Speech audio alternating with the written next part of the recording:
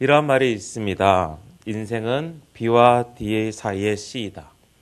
영어적인 표현으로는 Life is C between B and D. 그러니까 알파벳 순서에 B와 D가 있는데 그 사이에 C가 있는 것을 말하는 것인데 이것을 좀 더 풀이를 한다면 인생은 B, 태어남, birth를 얘기하고 그리고 D는 death를 얘기하는데 그 사이에 C, choice, 선택이다라는 표현이 있습니다. 이 말은 어떻게 보면 우리의 삶 가운데서 선택하는 부분들이 참 많이 있다라는 것을 이야기하고 있고, 그리고 그 선택에 따라서 우리의 삶 또한 조금씩 달라질 수 있다라는 것을 이야기하고 있습니다. 선택의 문제는 우리가 어떠한 학교를 가야 하는지, 또한 어떠한 직장, 어떠한 일을 해야 되는지, 또한 누구를 만나야 하고 누구와 또한 결혼을 해야 되는지라는 그런 큰 문제를 이야기할 수 있지만 어떻게 보면 삶의 작은 부분까지도 우리는 선택을 하고 있습니다. 매일 밤 저의 딸 혜인이와 성환이는 책을 읽어요. 근데 이제 주일 밤에는 제가 이제 책을 읽어주려고 자기 전에 책을 읽어주려고 혜인아 책 한 권 가져와라고 시켰습니다. 방 안에서. 그런데 5분이 지나도 제 딸이 오지 않는 거예요. 그래서 무슨 일이 있나 싶어서 마루로 나가 보니까 제 딸이 책 두 권을 앞에 두고 인어공주와 그리고 헨젤과 그레텔 그 책을 두 책을 앞에 두고 어느 책을 고를까요 하면서 어떠한 선택하지 못하는 결정하지 못하는 그 모습을 보는 가운데서 한참 어린아이까지도 어떻게 보면 선택을 하는 그 삶을 살아가고 있는 것을 보게 됩니다. 오늘 아침 또한 우리는 선택을 하고 이 자리에 앉아 있을 것입니다. 저 같은 경우에는 어떤 옷을 입을까? 어떤 양복을 입고 오늘 이 자리에 설까? 그리고 넥타이는 또 옷에 맞춰서 어떤 색깔을 할까라는 선택을 했었고요. 차를 가지고 올 때도 어떤 길로 올까라는 그런 선택을 했어야 했습니다. 어떻게 보면 무의식적으로 한 행동이라고 할 수 있지만 모든 것이 다 선택에 의한 행동이었습니다. 선택은 우리가 매일 그리고 매 순간 하는 것이며 나이가 어리던 그리고 많던 상관없이 모든 사람들이 선택을 하며 살아가고 있습니다.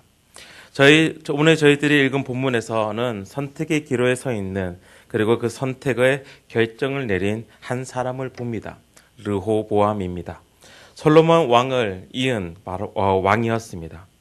왕이 되려는 그에게 백성들이 와서 요청을 합니다. 솔로몬 때 20년 동안 성전과 왕궁을 건축하였고 그 외에도 많은 성읍들과 요새를 구축함에 따라 백성들의 피로도가 쌓여서 지쳐 있었기 때문에 그 백성들이 솔로몬 뒤를 이은 르호보암에게 요청을 하는 것입니다. 고역과 무거운 멍에를 가볍게 해달라는 그 요청. 이 요청에 대해서 르호보암은 쉽게 생각하지 않았던 것 같아요. 왜냐하면 그의 말 가운데서 3일 뒤에 와라라고 이 말하는 것이 이 문제에 대해서 좀 쉽게 생각했다면 바로 자기의 생각을 이야기를 했을 것인데 어떻게 보면 자신이 왕이 되고 가장 먼저 내리는 선택이었기 때문에 쉽게 그것을 결정하지 않고 3일의 시간을 구합니다. 그리고 솔로몬을 모셨던 노인들, 원로 역할을 했던 자들에게 물어봅니다. 장로들의 대답은 백성들의 요청을 받아들여 그들을 섬기라는 것이었습니다. 르호보암은 단지 한 부류의 사람들의 생각만 받지 않았습니다. 자기와 함께 자라난 어린 사람들, 즉 제가 볼 때는 어릴 때부터 왕궁의 교육을 받았던 사람들에게, 친구들에게 이 문제를 또 나누어 보았습니다. 근데 그들의 대답은 원로들의 생각과는 달랐습니다. 오히려 더 무거운 멍에를 매게 하라는 것입니다. 이것 또한 이해가 가는 결정이었습니다. 솔로몬에게서 보였던 강한 카리스마 또한 권력으로 백성을 잘 다스렸기 때문에 그리고 그 가운데서 나라가 그만큼 강성해지고 견고해졌기 때문에 또한 르호보암 자신도 그러한 카리스마를 가지고 강한 정책으로 나라를 다스린다면 솔로몬처럼 그 나라가 강해지고 견고해질 수 있다라고 생각했기 때문에 이 결정 또한 어떻게 보면 나쁘지 않은 결정인 것 같습니다. 나쁘지 않는 선택인 것 같습니다. 그리고 그 가운데서 우리는 말씀 가운데서 오늘 본문 가운데서 읽었던 것은 르호보암은 바로 후자를 선택하였습니다. 우리 13절, 14절 말씀 다시 한번 읽도록 하겠습니다. 13절, 14절입니다. 왕이 포악한 말로 백성에게 대답할세 노인의 자문을 버리고 어린 사람들의 자문을 따라 이어 이르되 내 아버지의 너희의 멍에를 무겁게 하셨으나 나는 너희의 멍에를 더욱 무겁게 하였지라. 내 아버지는 채찍으로 너희를 징계하였으나 나는 정갈 채찍으로 너희를 징치하리라 하니라. 르호보암은 젊은 친구들의 의견에 힘을 실어 주었습니다. 멍에를 더 무겁게 하기로 결정합니다. 하지만 우리는 이후의 말씀을 통해서 알 수 있지만 그의 선택은 잘못된 선택이었습니다. 여기서 한번 우리가 바로 이 르호보암의 자리에 있다라고 한번 생각해 보기를 원합니다. 만약에 내 자신이 바로 이 르호보암의 자리에 있다면 나는 어떠한 선택을 내릴 수 있을까요? 노인의 이야기를 듣고 백성의 요청에 허락할까요? 아니면 젊은 친구들의 이야기를 들을까요? 여러분은 어떠한 선택을 하시겠습니까? 그런데 말씀을 묵상하다 보면 어떻게 보면 이 선택이 그리 중요하지 않다라는 것을 한번 묵상해 봅니다. 우리는 대부분의 경우 선택에 어떠한 결정을 내리는 것에 우리는 포커스를 두고 있습니다. 왜냐하면 우리는 많은 경우 결과에 중요성을 두고 있기 때문에 우리가 어떠한 선택, 어떠한 결정을 하는가에 따라서 이 결과가 달라진다라고 생각하기 때문에 우리는 많은 경우 이 선택에 우리는 집중하고 있습니다. 하지만 이 시간에 함께 나누고자 하는 것은 선택보다 더 중요한 것이 있는데 그것은 마음이라는 것입니다. 어떻게 보면 우리의 선택의 결정은 우리의 마음이 어디 있는지를 보여주고 있기 때문에 어떻게 보면 선택이 중요한 것이 아니라 그 선택을 하게 하는 우리의 마음이 더 중요하다는 것입니다. 다른 말로 설명을 드린다면 르호보암에게는 어떠한 선택을 하느냐가 중요한 것이 아니라는 것입니다. 그는 선택 전에 먼저 하나님께 물어야 했다는 것입니다. 젊은 친구들의 말을 들은 것이 잘못된 것이 아니었습니다. 노인들에게 묻고 젊은 친구들에게 물은 것이 잘못되었다고도 말하지 못합니다. 당연히 어떠한 신중한 결정을 내리기 위해서는 많은 사람들의 의견을 우리는 들어야 하기 때문입니다. 그렇지만 그는 가장 먼저 아니면 그 모든 상황 가운데서 하나님께 묻지 않았다는 것이 그의 잘못된 행동이었습니다. 자신이 특히 이스라엘의 왕이라면 더욱더 하나님께 물어야 했습니다. 왜냐하면 이스라엘의 진정한 왕은 자기 자신이 아닌 여호와 하나님이시기 때문입니다.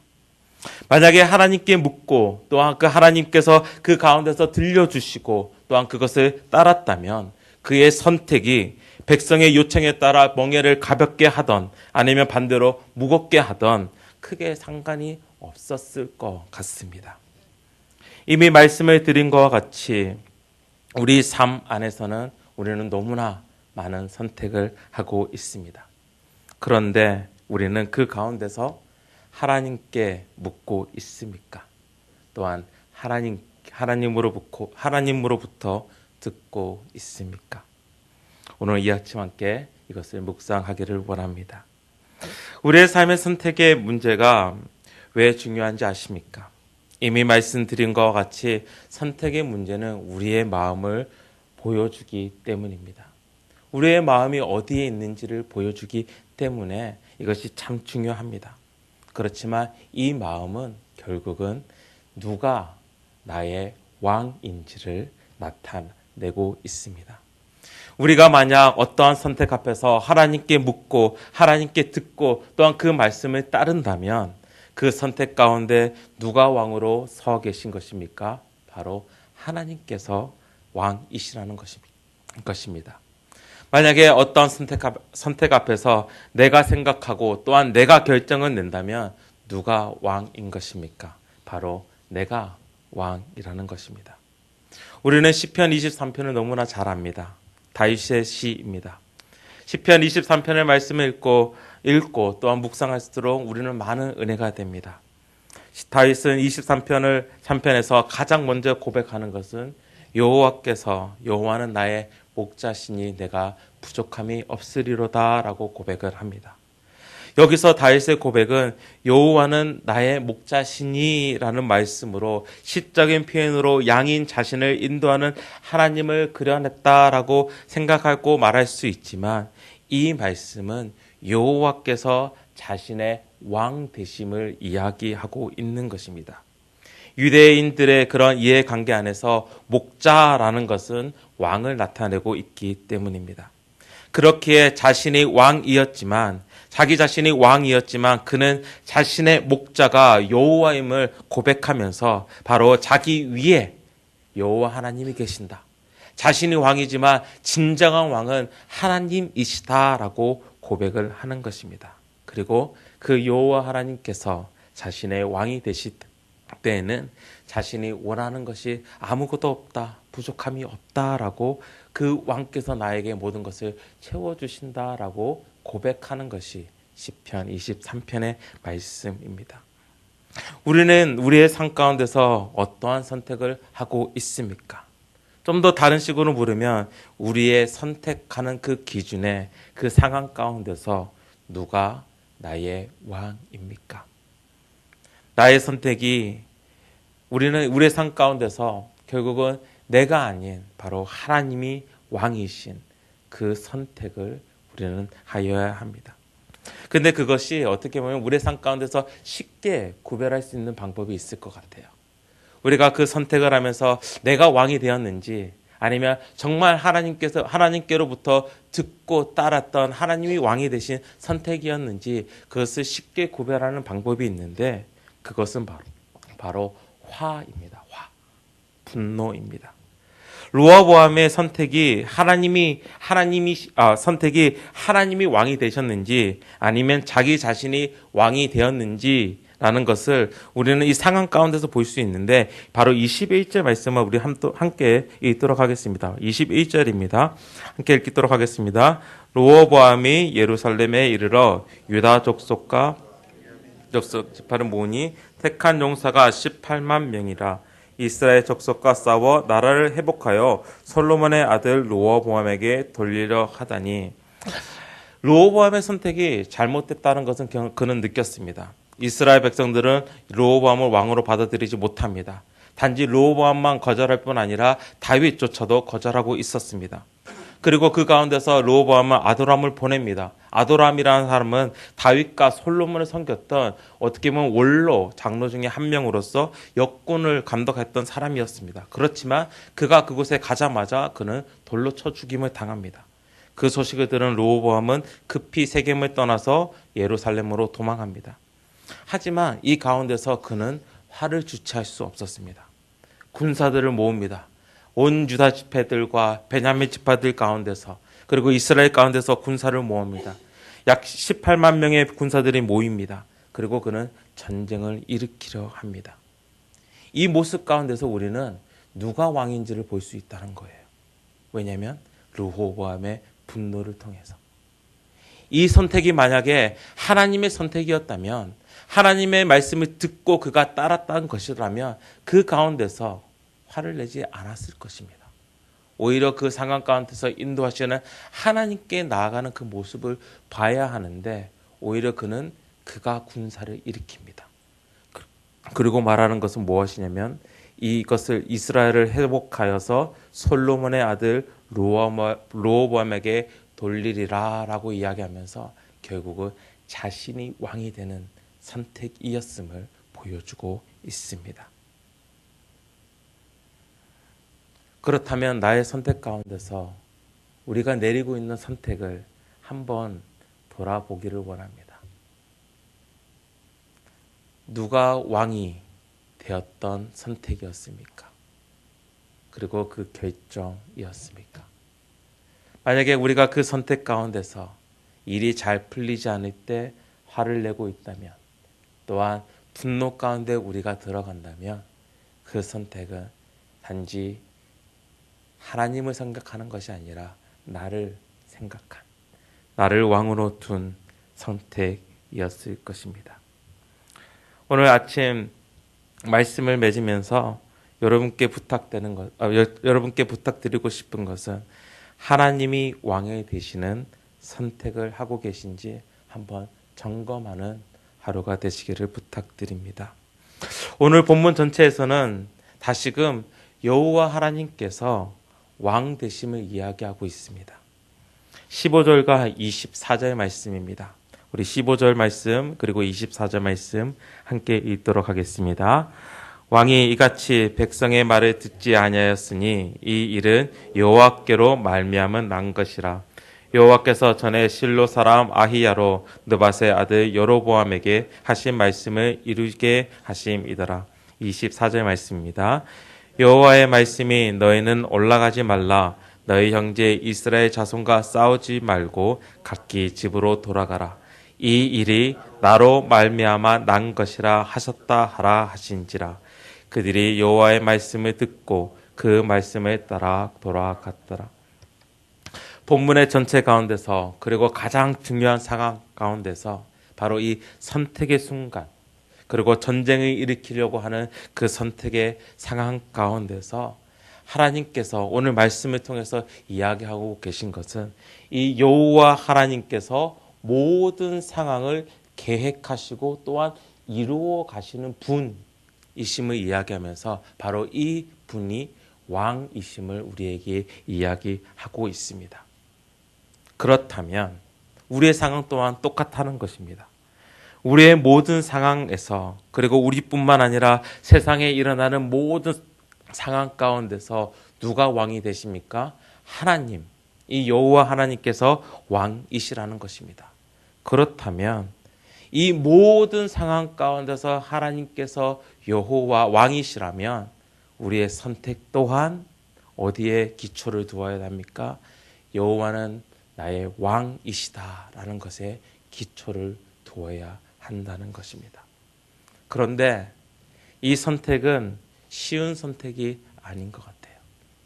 이 선택은 하나님께서 왕이 되시는 선택은 어떻게 보면 우리에게 기쁨이 될 수 있고 하나님께서 이 모든 상황 가운데 왕이시니까 우리가 하나님의 말씀을 듣고 선택을 한다면 우리는 어떻게 보면 더 기쁜 곳으로 더 좋은 곳으로 갈 수 있겠구나라고 선택을 하게 되는데 많은 경우 하나님이 왕 되시는 그 선택은 우리를 아픔 가운데로 몰고 갑니다.